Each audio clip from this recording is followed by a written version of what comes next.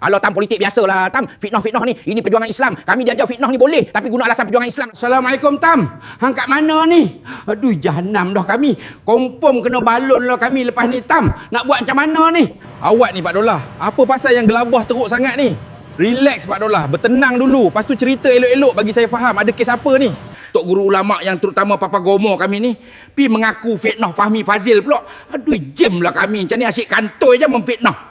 Masalahnya hari ni dua orang walaun pi mengaku fitnah Fahmi Fazil. Ini ibarat taik lembu jatuh kat muka walaun-walaun macam kami ni. Setepik kami kena. Cerita dia macam ni. Ada 3 orang tuduh kata Fahmi Fazil ni ceramah politik dalam masjid masa tahun 2023 dulu. Fahmi saman lah mereka 3. 3 orang tu adalah tuan guru terutama ulama kami iaitu Papa Gomo. Orang yang kedua adalah Ustaz Dusuki Al-Walaun Al-Fitnasi.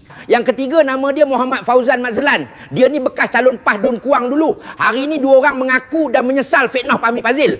Oh, kes fitnah rupanya. Alah, walaun dan fitnah memang dah ngam dah lah Pak Dollah.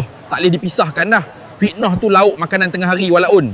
Alah Tam, politik biasalah Tam. Fitnah-fitnah ni, ini perjuangan Islam. Kami diajar fitnah ni boleh, tapi guna alasan perjuangan Islam lah Tam. Dibenarkan kepala otak Pak Dollah. Siapa yang ajar macam tu? Mengarut sangat dah fitnah dibenarkan alasan perjuangan Islam. Mengarut-mengarut.